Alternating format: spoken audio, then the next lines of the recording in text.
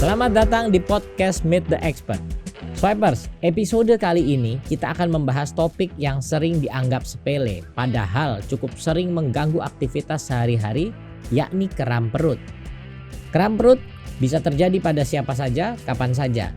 Tapi, tahukah kamu, tidak semua kram perut itu punya penyebab yang sama, dan sayangnya masih banyak dari kita yang mengandalkan cara-cara umum seperti kerokan, minum jamu, atau membeli obat bebas tanpa tahu pasti penyebabnya. Padahal, penanganan yang tidak tepat bisa membuat gejala tidak kunjung membaik, bahkan beresiko lebih besar. Mari kita bahas lebih lanjut bersama saya Oscar Ronald yang akan memandu episode kali ini. Dan tentunya saya nggak sendiri. Telah hadir apoteker Sera Afdalani TASFAM yang akan berbagi wawasan tentang nyeri, kram perut, dan solusinya. Selamat datang Dek Sera. Halo, Halo. Pak. Apa kabarnya, Pak? Alhamdulillah baik, luar biasa sekali. Kita ketemu lagi. Iya, Pak. Iya, hari ini kayaknya tematiknya ini kram perut nih. Kram perut, iya kan? Pasti semua orang pernah kan ya kram perut ya? Iya. Nah itu tuh kita perlu memberikan pemahaman yang baik. Apa sih itu kram perut? Ya kan? Bagaimana cara menanganinya? Jangan sampai kita salah. Iya, betul. Oke, nih tadi saya udah singgung nih. Bagaimana cara membedakan antara nyeri perut biasa, kram otot, saluran cerna, atau gangguan pencernaan lainnya sih? Apakah ada ciri khususnya sih? Nih, Dek Sera nih bisa menjawab nih, Dek Apoteker Sera nih. Nah, kalau kita ngomongin tentang nyeri dan kram perut, sebenarnya rasa nyerinya itu mirip-mirip ya, gitu. Tapi sebenarnya kita bisa ngebedain dari sensasi nyerinya, Pak. Oh, ada sensasinya ya? Iya, betul. Jadi yang pertama kita bahas dulu tentang nyeri perut biasa. Kalau misalnya kita lagi mengalami nyeri perut biasa, itu nyerinya itu rasanya kayak nyeri tumpul. Atau kayak perut kita itu lagi ditusuk-tusuk. Kayak gitu. Perutnya ditusuk-tusuk gitu ya. Nah ini itu bisa terjadi setelah makan. Apalagi kalau misalnya kita makannya berlebihan. Terus juga makan makanan yang pedas. Dan makanan berlemak dan sebagainya. Terus juga kita lihat dari lokasinya. Nah nyeri perut biasa itu lokasinya itu tergantung penyebabnya. Bisa di seluruh bagian perut. Terus juga dari gejala lainnya itu bisa disertai dengan kembung atau begah. Dan biasanya nyeri perut biasa ini itu bisa hilang dengan sendirinya tanpa pengobatan gitu. Jadi bisa hilang dalam beberapa jam begitu. Jadi harus diperhatikan nyerinya seperti apa sensasinya. Terus bagian perutnya yang sebelah mana nih ya? Iya betul Pak. Iya kan? Ada yang di atas, ada yang di bawah begitu ya? Begitu Pak. Nah yang kedua kita bahas tadi ada kram otot saluran pencernaan. Kalau misalnya kita lagi kram berarti itu lagi ada sensasi otot kita itu menegang. Terus kayak rasanya tuh dililit-lilit, kayak melilit banget perut kita. Terus rasanya tuh kayak diremas-remas kayak gitu Pak. Terus biasanya rasanya itu akan hilang timbul dan intensitasnya itu bisa naik turun kalau kram otot saluran pencernaan ini. Dan biasanya ini datangnya itu tiba-tiba. Iya tiba-tiba, sering dipicu karena stres ataupun karena kelelahan ataupun karena pada wanita ya mengalami nyeri haid gitu Pak. Dan juga adanya kondisi medis tertentu. Dan ini itu seringnya terjadi pada perut bagian bawah kalau nyeri dan kram perut ini. Dan juga ini akan membaik kalau misalnya kita memberikan antispasmodik. Nanti kita bahas ya. Nah, terus yang ketiga ada gangguan saluran pencernaan lainnya. Nah, di mana gangguan saluran pencernaan ini sebenarnya ada banyak ya. Di antaranya ada gangguan saluran pencernaan bagian atas ya. Contohnya itu kayak gastritis atau GERD. Nah, kalau GERD ini kan berarti udah ada reflux asam lambung. Artinya asam lambungnya itu udah naik ke tenggorokan. Nah, terus biasanya ini terjadi di bagian ulu hati. Seperti itu.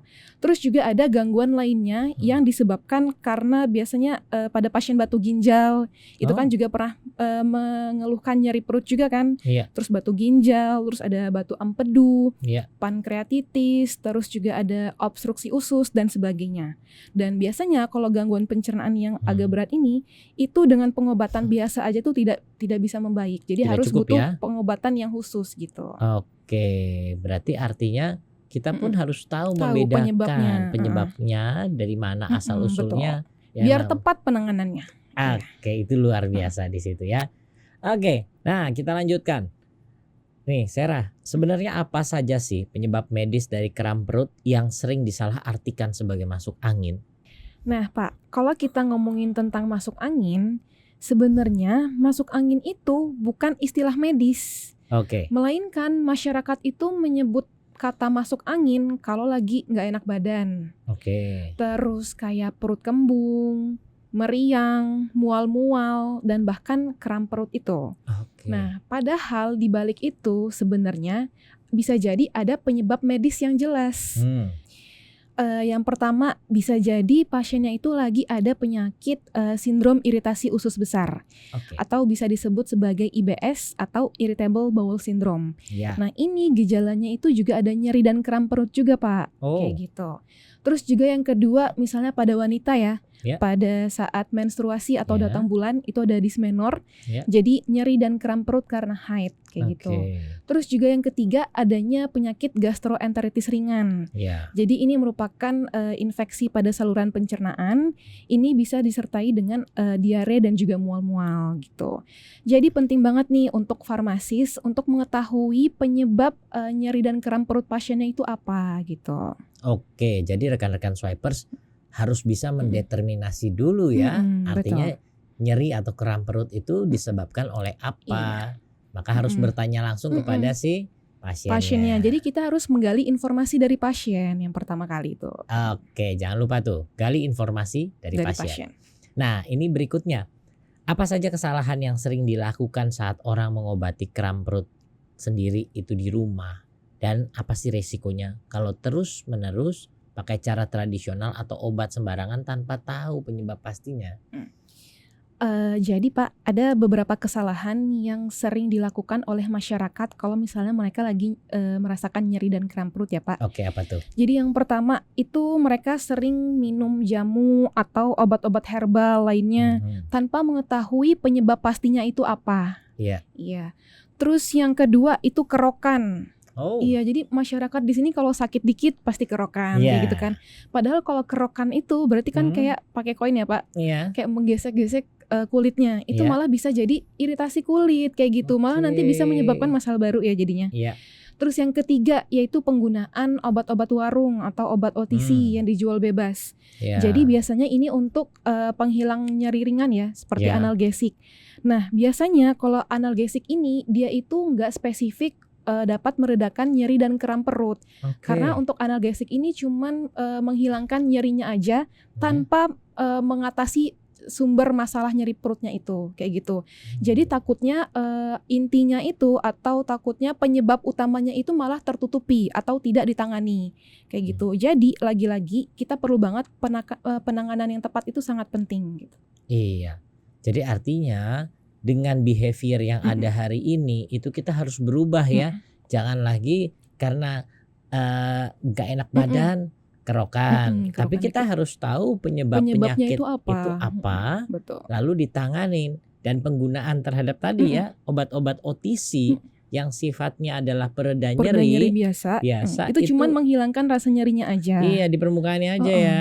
Tapi tidak penyebabnya tidak diatasi gitu. Oke, artinya swipers harus dianalisis secara baik apa penyebab utama dari nyeri perut atau kram perut itu sendiri sehingga bisa diobati sampai ke intinya. Sampai ke akar-akarnya. Oke, luar biasa. Nah, kita bicara soal penanganan yang tepat. Nah, tadi sudah dibicarakan penanganan harus sampai kepada intinya, akar permasalahannya. Nah, di sini kita punya sebuah produk yang namanya Buscopan. Nah, sering direkomendasikan untuk kram perut. Apa sih sebenarnya yang membuat Buscopan itu efektif untuk kondisi seperti ini? Nah, kalau kita ngomong-ngomong tentang Buscopan, berarti sangat berkaitan ya sama topik kita yaitu nyeri dan kram perut. Jadi Buscopan ini kerjanya sangat unik Pak. Kenapa sangat unik? Karena Buscopan ini bekerja langsung di otot polos saluran pencernaan. Buscopan bekerja langsung di otot polos saluran pencernaan. Nah, kan waktu kita kram, itu otot polos saluran pencernaan kita tuh lagi berkontraksi terus-menerus. Makanya bisa menyebabkan kram. Jadi perut kita kayak tegang, kayak dililit-lilit kayak gitu. Nah, si Buscopan ini itu kerjanya bisa merelaksasi otot polos tersebut. Begitu, jadinya nanti nyeri dan kram perutnya akan hilang. Jadi Buscopan ini nggak cuman meredakan nyerinya aja, tapi juga bisa mengatasi sumber masalahnya, begitu Pak. Oke, jadi Buscopan bekerja pada otot polos saluran pencernaan. Itu adanya di usus. Iya. Artinya bisa meredakan langsung pada sumber nyerinya itu sendiri. Betul. Ya, dan mengobatinya ya. Betul. Begitu. Nah, ini bagaimana? Kan di dalamnya itu kan ada yang namanya hyosin butil bromide, ya kan? Nah, ini kan kandungan yang ada di dalam Buscopan. Ini bagaimana sih cara kerjanya hyosin butil bromide tersebut, dan apakah hanya meredakan rasa sakit atau juga malah ini bekerja sangat mengatasi sumber masalahnya? Nah, jadi Buscopan yang mengandung hyosin N-butyl bromide ini merupakan suatu golongan antispasmodik. Jadi golongan antispasmodik itu merupakan ada efek antikolinergiknya. Kalau misalnya kita mereview kembali ya pelajaran kita sebagai farmasis waktu kuliah. Jadi untuk efek antikolinergik itu bagaimana sih? Jadi untuk efek antikolinergik itu dia bisa merelaksasi saluran pencernaan. Nah, di mana tadi waktu kita nyeri dan kram perut kan saluran pencernaan kita tuh lagi berkontraksi kan ototnya. Nah, dengan adanya antispasmodik Buscopan ini yang bekerja sebagai antikolinergik, dia bisa merelaksasi otot polos kita. Begitu. Jadi bukan cuma meredakan nyerinya saja yang sudah kita bahas, tapi juga bisa menargetkan sumber penyebab nyerinya gitu. Nah, selain itu, kalau misalnya kita lagi nyeri dan kram perut, itu kan nggak nyaman banget ya. Kita nggak bisa ngapa-ngapain, nggak bisa beraktivitas, kayak meriuk kayak gitu ya Pak ya. Nah, ngeringkuk aja nggak bisa ngapa-ngapain. Pastinya kan mereka itu butuh obat yang penanganannya cepat. Betul kan, betul banget. Nah, di sini Buscopan itu bekerja cepat Pak, yaitu dalam waktu 15 menit dapat meredakan nyeri dan kram perut. Nah, Swipers ingat ya, Buscopan bekerja cepat pada inti permasalahan rasa sakit di kram perut hanya 15 menit. Betul. Gitu ya. Artinya sangat cepat banget ya. 15 menit orang minum, tinggal duduk, diam sebentar 15 menit sudah bisa beraktivitas lagi. Iya, betul. Oke, luar biasa sekali. Nah, kita lihat nih Buscopan ini kan karena sudah sering digunakan, kita lihat Buscopan ini tersedia dalam berapa bentuk sediaan sih? Seperti tablet, injeksi kan begitu sudah ada ya. Dalam kondisi apa saja sih sebenarnya bentuk-bentuk dari sediaan ini baik digunakan di masyarakat? Nah, jadi benar ya Pak, untuk Buscopan ini sediaannya itu ada dua ya, ada dua bentuk. Yang pertama ada tablet, terus juga ada yang injeksi. Nah, yang pertama kita ngomongin dulu tentang tablet. Untuk Buscopan tablet dia ada dua jenisnya Pak. Yang pertama ada Buscopan mono, terus juga ada Buscopan plus. Nah, yang pertama kita bahas dulu Buscopan mono. Jadi Buscopan mono ini isinya adalah hyosin N-butyl bromide 10 mg. Ini dapat digunakan untuk nyeri dan kram perut yang sifatnya ringan hingga sedang. Terus biasanya digunakan juga untuk nyeri dan kram perut pada saluran gastrointestinal, terus juga saluran genitourinarius. Terus yang kedua kita bahas Buscopan plus. Nah, jadi namanya juga plus berarti ada tambahan lainnya. Itu dia mengandung kombinasi hyosin N-butyl bromide 10 mg dan juga paracetamol 500 mg. Ini ya betul Pak. Jadi dapat digunakan untuk nyeri paroksimal lambung, terus juga dapat digunakan untuk nyeri dismenor ya, nyeri karena haid gitu pada wanita, begitu Pak. Terus kita juga ada yang bentuk sediaannya injeksi. Yaitu Buscopan ampul dengan kandungan hyosin N-butyl bromide 20 mg. Nah, untuk yang Buscopan ampul itu diberikan secara injeksi, yaitu injeksi intravena atau intramuskular. Nah, ini dapat digunakan kalau misalnya pasiennya itu merasakan nyeri perut dan nyeri dan kram perut yang sangat hebat. Karena penanganannya itu lebih cepat lagi onsetnya kayak gitu. Nah, terus juga karena ini diberikan secara injeksi, berarti penggunaannya hanya di fasilitas pelayanan kesehatan gitu. Artinya dari dua sediaan ini Satu dalam bentuk sediaan tablet minum, ya, satu lagi dalam sediaan injeksi. Tapi tentunya yang tablet ini tadi ada 2 ya, ada Buscopan mono dan ada Buscopan plus. Kalau plus itu karena ada plus paracetamol 500 mg. Iya, betul. Itu biasa digunakan untuk nyeri dysmenor tadi ya, begitu ya. Oke, tapi kalau yang injeksi memang pasti akan digunakan hanya pada fasilitas layanan kesehatan yang memiliki tenaga profesional di situ. Iya, betul banget, Pak. Oke, nah ini berikutnya, apakah Buscopan aman digunakan untuk berbagai kelompok usia? Misalkan remaja, ibu menyusui, orang lanjut usia. Itu apakah semuanya bisa menggunakan? Jadi yang pertama kita bahas dulu Buscopan mono. Jadi untuk yang Buscopan mono ini dapat digunakan untuk anak di atas 6 tahun dan juga pasien dewasa.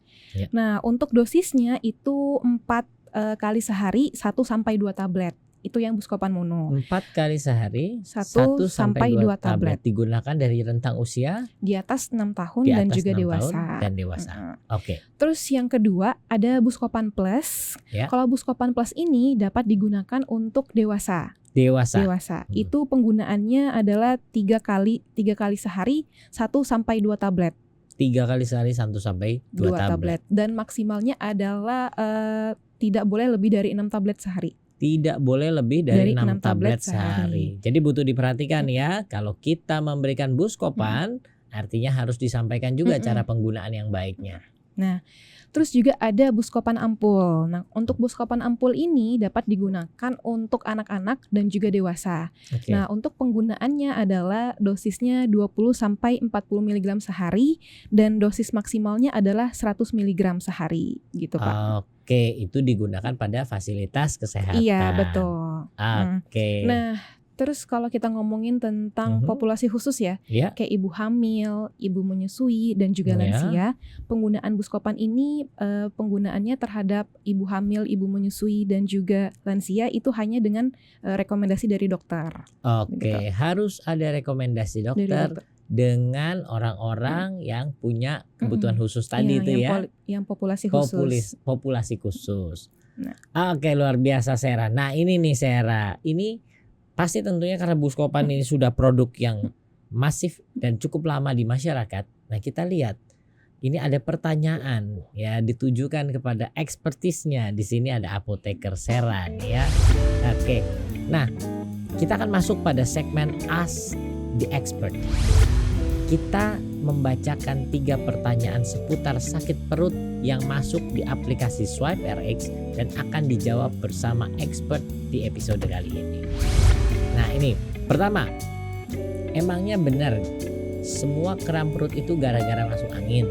Gimana sih cara membedakan masuk angin dan kram perut akibat penyakit medis lainnya? Mungkin satu dulu Sera dijawab. Singkat, padat, dan jelas. Nah, ini pertanyaan yang sering banget juga ditanyakan ya Pak ya. Nah, apakah semua kram perut itu gara-gara masuk angin? Jawabannya adalah nggak selalu. Oke. Memang di masyarakat kita masuk angin itu sering jadi istilah keluhan khusus kayak misalnya kita lagi nggak enak badan ya tadi, terus meriang, mual-mual, terus nyeri dan kram perut. Tapi secara medis kalau masuk angin itu bukan diagnosis yang resmi. Ya, jadi penting banget untuk membedakan mana yang ringan, mana penyakit yang ringan dan mana yang bisa ditangani sendiri dan mana yang merupakan tanda adanya penyakit atau kondisi medis tertentu. Kayak gitu. Nah, kalau misalnya kram yang dirasakan itu cuman sebentar, terus sifatnya itu ringan atau kayak melilit biasa aja, maka itu kemungkinan besar masalah pencernaan kita itu lagi terganggu sementara aja. Kayak gitu, misalnya kayak telat makan ya, atau karena makan berlebihan juga bisa, atau karena makan pedas, atau makanan yang berlemak dan sebagainya. Tapi kalau misalnya kram yang udah kita rasakan itu disertai dengan gejala lain ya, contohnya kayak demam, abis itu diare, mual muntah yang hebat, terus juga perut kita rasanya ditekan-tekan, terus sampai nggak bisa beraktivitas seharian, dan bahkan bisa mengganggu tidur kita, maka itu kita udah butuh konsultasikan ke dokter gitu. Karena kita harus menentukan, pasti dokter itu akan menentukan apa penyebabnya gitu. Iya, artinya jangan sedikit-sedikit bilang saya masuk angin. Nah, harus dianalisa secara baik dan temui tenaga atau ekspertisnya sehingga bisa dianalisa untuk pengobatan lebih lanjut. Begitu ya? Begitu. Oke, yang kedua, kadang kram perut suka datang tiba-tiba pas lagi stres. Waduh, ini banyak nih orang di Indonesia stres. Aduh, perut saya kok rasanya melilit-melilit gitu ya. Nah, atau lagi capek-capeknya banget gitu ya. Nah, itu emang ada hubungannya sama kondisi tubuh kita. Atau cuma kebetulan aja sih, aduh lagi stres, sakit perut, ya melilit kan gitu. Siapa sih yang gak pernah ngalamin kram perut tiba-tiba pas kita lagi stres atau pas lagi gak enak badan? Pasti kita semua pernah merasakan kan? Iya. Nah, tubuh kita ini sebenarnya sangat responsif terhadap perubahan psikis dan juga fisik kita. Nah, misalnya kita lagi stres. Kalau kita stres, itu juga bisa membuat otot-otot saluran pencernaan kita itu juga bisa berkontraksi terus-menerus begitu. Dan akhirnya bisa menjadi kram perut. Dan bahkan ada istilah medisnya, yaitu gut-brain connection. Gut-brain connection. Wow. Jadi ada hubungannya antara dua arah ya, antara otak dan juga saluran pencernaan kita. Jadi kalau misalnya otak kita lagi tegang, artinya otak kita lagi stres, stres banget nih. Nanti otot polos saluran pencernaan kita juga stres atau juga tegang. Makanya bisa kram kayak gitu Pak. Nah jadi kalau misalnya perut kita itu suka protes, kalau misalnya badan kita lagi drop atau lagi stres, itu memang wajar ya. Jadi memang ada penjelasan medisnya. Namun lagi-lagi kalau misalnya nyeri dan kram perutnya itu berlangsung lama, terus sangat mengganggu, maka langsung konsultasikan saja ke dokter gitu. Jadi kita perlu juga nih mendengar sinyal tubuh kita bagaimana begitu. Oke, penting mendengar sinyal tubuh kita begitu ya. Jadi kadang-kadang kan orang tuh suka, aduh saya mau manggung, wah demam panggung tiba-tiba, aduh perutnya melilit gitu ya. Iya kan? Itu artinya sebenarnya itu sinyal tubuh kita karena kita lagi stres. Terus otot saluran pencernaan kita juga stres kan, tegang jadinya. Berkontraksi di situ badan ya. Kita tegang, saluran pencernaan kita juga tegang, jadinya kram gitu. Oke. Nah, yang ketiga ini, baru kram dikit langsung disuruh kerokan, minum jamu. Terus kalau makin sakit baru deh cari obat warung. Nah ini sebenarnya ampuh nggak sih? Atau kita sebenarnya cuma ngerasa sembuh sesaat gitu karena kebiasaan? Nah ini pertanyaannya itu seperti itu nih. Ini benar nggak sih sebenarnya siklus seperti ini? Jadi bisa terasa ampuh ya Pak, tapi cuman awal-awalnya doang. Di awal ya? Iya, karena yang udah kita bahas kalau yang seperti itu cuman menutupi rasa sakit di awalnya aja, tidak menyembuhkan sumber penyakitnya kayak gitu. Terus kalau kita ngomongin tentang kerokan, di mana masyarakat Indonesia kan kalau sakit dikit kerokan kan. Nah kerokan itu memang bikin tubuh kita menjadi lebih rileks gitu. Tapi secara medis kerokan itu nggak menyembuhkan penyakit. Jadi itu cuman sugesti kita aja. Nah terus kalau kita ngomongin jamu ini sebenarnya juga ada manfaatnya ya. Tapi kalau jamu ini itu cuman dibuktikan secara empiris, artinya secara turun-menurun oleh nenek moyang kita. Bukan dibuktikan secara ilmiah khusus kayak gitu Pak. Terus yang ketiga tadi obat-obat OTC ya, atau obat-obat yang dijual secara bebas. Nah kalau obat-obat OTC yang dijual secara bebas, contohnya kayak ada analgesik yang penghilang nyeri ringan, itu biasanya cuman menutupi rasa sakitnya aja. Yang tadi yang cuman di awal-awal doang. Iya, dia tidak menargetkan sumber masalah nyeri dan kram perutnya. Begitu. Nah malah itu takutnya bisa menutupi gejala atau penyakit sesungguhnya. Kayak gitu. Jadi penting banget untuk teman-teman di rumah itu harus mendengarkan sinyal tubuh kita lagi-lagi. Kalau misalnya nyeri dan kram perutnya yang berlangsung sangat lama, maka bisa langsung aja lagi-lagi kita konsultasikan ke dokter. Karena dokter ini akan memastikan nyeri dan kram perutnya itu karena apa, begitu Pak. Pasti nanti akan mendapatkan pengobatan lanjutan. Gitu. Oke, luar biasa Sera. Artinya penting, tadi ya tekankan penting mendengarkan sinyal tubuh kita, lalu hubungi tenaga profesionalnya dan diobati secara tepat. Artinya jangan sembarangan, karena mungkin kalau orang sudah terbiasa kerokan, nah saya kerokan aja lah terus saya tidur gitu ya. Kerokan itu hanya memberikan efek rileks, tetapi dia tidak menyembuhkan penyakitnya. Ya kan? Atau minum jamu, ya itu sifatnya dibuktikan secara turun-temurun, bukan secara ilmiah. Bukan secara ilmiah, tapi harus diobati secara tepat untuk menyembuhkan sumber daripada penyakit itu sendiri. Ya, Swipers, lengkapi sediaan apotekmu dengan produk Buscopan yang tersedia di SwipeRx Belanja. Check out sekarang juga karena lagi ada promo menarik yang menunggumu. Belanja kebutuhan apotek pasti aman, nyaman, cuan. Hanya di Swipe RX Belanja. Terima kasih Apoteker Sera Afdalanita atas penjelasannya. Semoga bisa menambah wawasan untuk swipers yang menonton episode kali ini. Dan terima kasih juga buat swipers yang sudah nonton. Jangan lupa untuk like, subscribe, dan share akun YouTube kami. Serta nyalakan fitur notifikasinya supaya tidak ketinggalan dengan konten-konten kefarmasian yang terbaru. Sampai jumpa di episode berikutnya Meet the Expert, podcastnya Apoteker. Salam sehat.